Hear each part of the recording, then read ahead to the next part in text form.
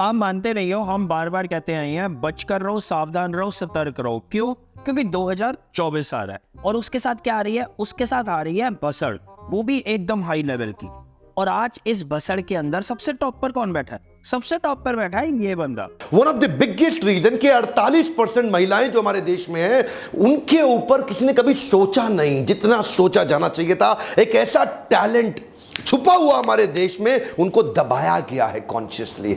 ऐसे हालात में बेहतर यही है कि वक्त रहते इंसान सतर्क होकर अपने जज्बात को काबू में रखकर अपने कदम पीछे हटा ले। तो इस बंदे पर तो बात होगी, साथ में और भी बहुत बसड़ है और भी बहुत मुद्दे हैं जो हम आपको बताएंगे। तो वीडियो को एंड तक देखना, अच्छी लगे तो सब्सक्राइब कर देना, फ्री है।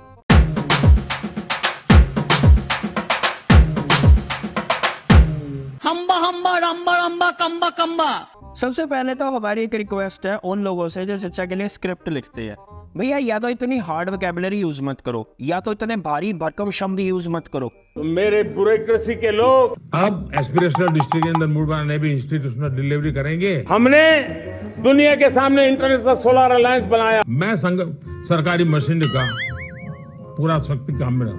अगर करने हैं तो एटलीस्ट चचा की पहले प्रैक्टिस करवा दो। बायोडिग्रेडेबल मटेरियल्स का इस्तेमाल।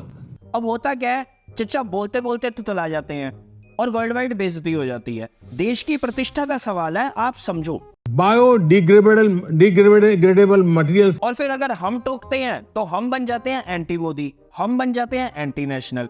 इसलिए हमने टोकना ही नहीं है। जो चचा ने बोला वो सत्य वचन। आज से आप और हम भी बायोडिग्रेडेबल नहीं बोलेंगे। क्या बोलेंगे? Biodegradable materials. देखो, हम हमेशा अपनी वीडियोस में कहते आए हैं कि ये जितने भी सोशल मीडिया पर ज्ञानी बनते हैं ना, ये जितना भी ज्ञान फैलने वाले लोग हैं सोशल मीडिया पर, ये बहुत हाई लेवल का लोगों का काटते हैं। फिर चाहे वो बाबा हो या स्पिरिचुअल गुरु हो। और तो और आजकल इस जमात में एक और सेक्शन ऐड हो गया है, वो है मोटिवेशनल स्पीकर्स का। नहीं, हम यहाँ पर हर मोटिवेशनल स्पीकर की बात नहीं कर रहे, लेकिन जिस तरह हर तालाब में कुछ गंदी मछलियां होती है ना, इस तालाब में भी बहुत सारी गंदी मछलियां हैं। एक उनमें से गंदी मछली आज पकड़ी गई है, वो है ये। मैं ये कह रहा था कि इसकी टाइमिंग क्यों है ऐसी? हो सकता है मैं गलत हूं, हो सकता है मैं बिल्कुल गलत हूं। भाई तू गलत है, तू मान ले। अब और कितनी बेइज्जती करवाएगा ये मानने से पहले। मामूली विवाद में पत्नी के साथ मारपीट करने के मामले में मोटिवेशनल स्पीकर विवेक बिंद्रा के खिलाफ नोएडा के सेक्टर 126 थाने में केस दर्ज हुआ है। मोदी जी, आप खुद बताओ, एक बार को हम पकौड़े तलने को स्टार्टअप मान सकते हैं, उसमें इन्वेस्टमेंट लगती है, तेल का खर्चा, बेसन का खर्चा, उसके बाद पकौड़े तलो, उसके बाद उनको बेचो और उसमें से प्रॉफिट कमाओ। लेकिन ये कौन सा धंधा है, ये कौन सा स्टार्टअप है कि आपने कोर्स बना दिया, वैल्यू उसकी 5 रुपए की है, बेच आप 50,000 में रहे हो। और तो और आप ये कह रहे हो कि अगर आपको अपनी इन्वेस्टमेंट, मतलब कोर्स पर जो आपने पैसा खर्च किया है, अगर आपको वो पैसा वापस रिकवर करना है तो उसके लिए आप अपने जैसे 4 और ढूंढो और उनको ये कोर्स आगे बेचो। शाबाश बेटा, बहुत बढ़िया। इसीलिए हम कह रहे हैं मोदी जी, कुछ कीजिए। सुनते हैं आप, कुछ कीजिए। हमें पता है आप हमारी वीडियोस छुप छुप कर देखते हो और उसे आइडिया भी लेते हो। नहीं, सच्ची, आप हमारी वीडियोस देखते हो। देखो, हमने लास्ट वीडियो में क्या कहा था? हमने कहा था जब पार्लियामेंट में सिक्योरिटी ब्रीच हुआ, हम तो यहाँ पर यह भी कहते हैं सुरक्षा की बात है, नेताओं का भी आना बंद कर दो। वैसे भी उन्होंने वहां पर आकर करना क्या होता है? हमने कहा था कि सिक्योरिटी का मामला है, नेताओं का भी आना बंद कर दो। बस आपने वहीं से आइडिया लिया, उठाकर 143 सांसदों को पार्लियामेंट के बाहर फेंक दिया। हाँ, वो बात अलग है कि आपने जितने भी सांसदों को उठाकर पार्लियामेंट के बाहर फेंका वो सबके सब ऑपोजिशन के थे, लेकिन आइडिया तो आपने हमारी वीडियो देखकर ही लिया।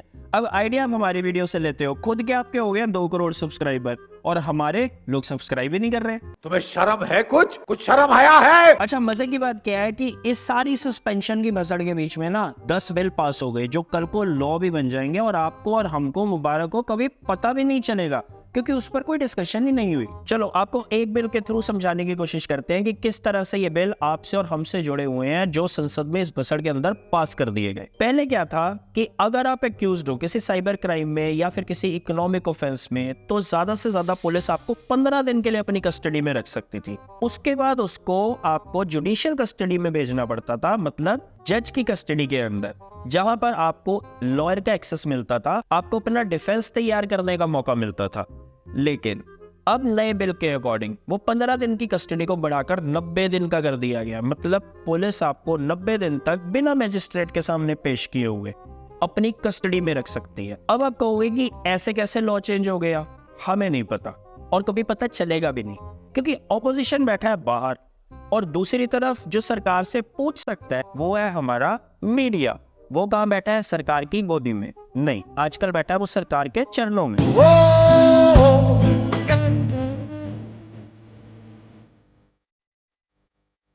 लेकिन अच्छा है, जो भी हो रहा है सही हो रहा है। मोदी जी कर रहे हैं, सही कर रहे हैं। वैसे भी अगर ऑपोजिशन को बाहर बैठकर मिमिक्री करने का शौक है तो वो शौक से करे। चचा उनके लिए अपना काम धंधा थोड़ी रोक देंगे। मैं खुद की परवाह नहीं करता, मेरी बेइज्जती कोई करता है मैं सहन करता हूं, खून की घूंट पीता हूं, पर मैं ये बर्दाश्त कभी नहीं करूंगा कि मेरे पद की गरिमा मैं सुरक्षित नहीं रख पाया। पर चचा एक रिक्वेस्ट है, एक बिल और ले आओ इन विवेक बिंद्रा जैसे लोगों के लिए। यूथ का इस देश में आगे भट्ठा बैठा हुआ है, उसका आगे बेड़ा गर्क हुआ पड़ा है। जल्दी फोकस करो। हे प्रभु, हे हरि राम कृष्ण जगन्नाथ प्रेमानंद, ये क्या हुआ? ऊपर से विवेक बिंद्रा जैसे लोग उनको अलग लेवल पर चूत बना रहे हैं। इस बार भारत को बदलने के लिए अपनी जिम्मेदारी वापस निभाने के लिए आया हूं। पहली बार कुछ कंप्लीटली फ्री लेके आया हूं। 10 day MBA, 10 day MBA, 10 day MBA। लगे हाथ एक और काम करना, उसी बिल के अंदर एक क्लॉज भी ऐड कर देना, ये बाबाओं के और स्पिरिचुअल गुरुओं के लिए, क्योंकि विवेक बिंद्रा और ये बाबा और स्पिरिचुअल गुरु ये सब एक ही थाली के चट्टे बट्टे हैं। ये एक ही तरह से लोगों का काट रहे हैं। महाभारत में अस्ट्रेलिया ऑस्ट्रेलिया बना, वहां पर रखा हुआ था कहते सारे जो पावरफुल वेपन्स, इसीलिए आज भी ऑस्ट्रेलिया के बीचों बीच पूरा मरुस्थल है। हम घर में घुस के मारेंगे। एक तो जब से ट्विटर आया इस देश में, यूथ को छोड़ो बाबा तक भ्रष्ट हो गए हैं, कुछ भी पेल रहे हैं सोशल मीडिया के ऊपर। जो व्यक्ति चाय पीता है, मैं खुले खुले शब्दों में कह रही हूँ, मुझे कोई शर्म नहीं है, किसी भी प्रकार का कोई भय नहीं है और कोई संकोच भी नहीं है कि जो लोग चाय पीते हैं वो गौ हत्यारे हैं। अब इस देवी को देख लो, ये देवी कह रही है कि चाय पीना गौ हत्या के समान है। मैंने तेरा क्या बिगाड़ा था? अब इस देवी को कोई समझाए कि हमारे प्रधानमंत्री चाय के ब्रांड एम्बेसडर हैं, वो चाय बेच बेच कर ही आज प्रधानमंत्री बने हैं। और ऊपर से ये देवी क्या कह रही है कि जो लोग चाय पीते हैं वो गौ हत्यारे हैं। हम घर में घुस के मारेंगे। अब या तो ये देवी जी झूठ बोल रही हैं या फिर हमारे चचा वो पाप कर रहे हैं जो ये देवी जी कह रही हैं। लेकिन नहीं, हमारे चचा पाप नहीं कर सकते, वो तो सनातन के रक्षक हैं। उन्होंने तो झंडा पकड़ा हुआ है हिंदुत्व का और सबसे आगे रेस में दौड़ रहे हैं। हम फर्स्ट। लेकिन इस सारे सर्कस के अंदर एक खबर है जो बाकी गौर करने वाली है। देश के ऊपर 205 लाख करोड़ का कर्जा हो गया है। भारत का कर्ज भी बहुत तेजी से बढ़ता जा रहा है और अब देश पर कुल कर्ज बढ़कर 205 लाख करोड़ रुपए हो गया है, जो मनमोहन सिंह के प्रधानमंत्री रहने के दौरान महज 56 लाख करोड़ रुपए ही था। Now this is serious। IMF ने भी इसके ऊपर देश को चेतावनी दे दी है। लेकिन अगर आप इस सारी खबर के ऊपर गोदी मीडिया का लॉजिक सुन लोगे ना, तो बाय गॉड आपको गारंटी हो जाएगी कि उसके माल की क्वालिटी जो वो फूकता है, नशा, उसकी क्वालिटी दिन ब दिन गिरती जा रही है और उसकी डोज दिन ब दिन बढ़ती जा रही है। लेकिन क्या भारत में ही ऐसी स्थिति है? बॉस, आपको बड़ी बड़ी अर्थव्यवस्थाएं बताता हूं। जापान में जीडीपी के रेशियो में 2022 में कितना कर्ज था? 260%। हम 81% पे हैं, जापान 260% पे बैठा है। सिंगापुर की क्या हालत है बॉस? सिंगापुर की हालत है 167%। मतलब 100 रुपया कमा रहा है और सिंगापुर पे 167 रुपया का कर्जा है। अमेरिका को देखिए, यूएस पे कितना कर्ज है? यूएस है 121%, यानी जीडीपी के मुकाबले 121% का कर्ज है और भारत 81% पे बैठा है, फिर भी ये लोग छाती पीट रहे हैं। मतलब आप इस बंदे की चुस्ती देखो कि किस तरह से इसने देश के कर्ज को और देशों के कर्ज के साथ जोड़कर उसके साथ कंपेयर कर दिखा दिया, ताकि हमारा कर्ज कम लगे, बाकी देशों का ऐसा लगे कि उनका तो बहुत ही बुरा हाल है। अब एक चुशांत, एक बात बता, अगर उनका इतना ही बुरा हाल है तो फिर ये क्या है? फ्रांस में 4 दिनों तक मानव तस्करी के शक में रोका गया विमान 276 यात्रियों के साथ 26 दिसंबर को मुंबई एयरपोर्ट पहुंच गया। अन्य यात्रियों में 25 लोगों ने फ्रांस में शरण के लिए आवेदन करने की इच्छा जताई है। विमान में ज्यादातर भारतीय यात्री सवार हैं, जिनमें से 1/3 गुजरात से हैं। अभी फ्रांस में एक प्लेन के अंदर 276 भारतीयों को ग्राउंड किया गया।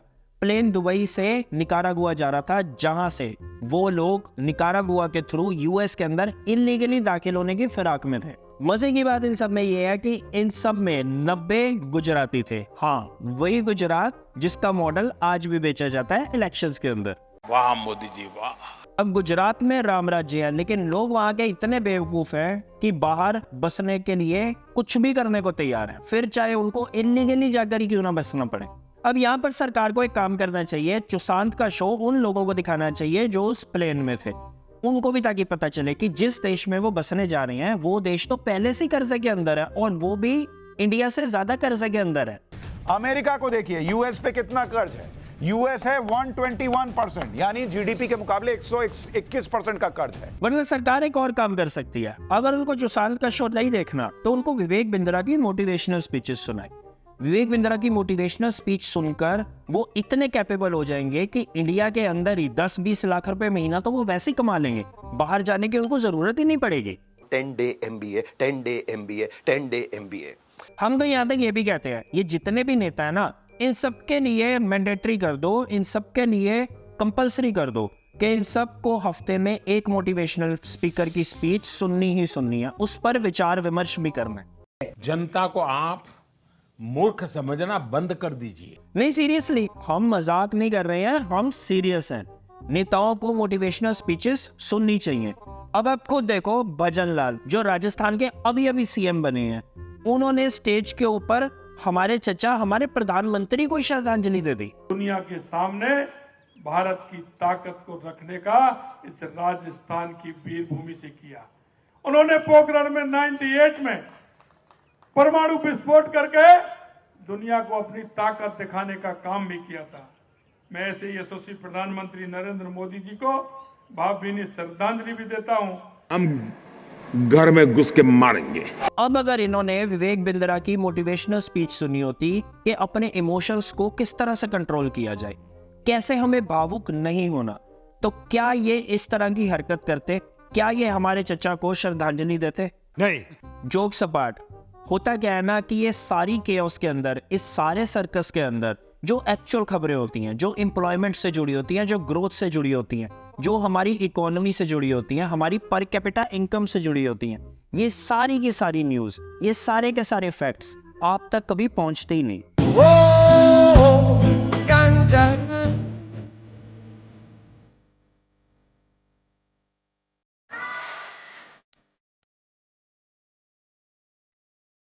बस ये सर्कस चलता रहता है और नेता आपको हिंदू रस में डुबा कर रखते हैं। न्यायेन राज्यम लवणेन भोज्यम। आप न्यू ईयर को एंजॉय करो, आप इस सारी बसड़ को एंजॉय करो, लेकिन दूर दूर से, इसके अंदर इन्वॉल्व मत होना। और हाँ, 2024 में जब आप वोट देने जाओ तो बहुत सोच समझ कर वोट देना, मुद्दों पर वोट देना, अदरवाइज आपको यही सर्कस कंटिन्यूटी में फिर से अगले 5 साल देखने को मिलेगा। हाँ, अगर आपको मजा आ रहा है सर्कस देखने में, फिर बात अलग है, लेकिन अगर आप एक्चुअल में अपना लाइफस्टाइल बदलना चाहते हो तो वोट को बहुत सोच समझ कर देना, फिर चाहे किसी को भी लेना। ये बड़ी अच्छी बात कही है। बाकी न्यू ईयर एंजॉय करो, मस्त रहो।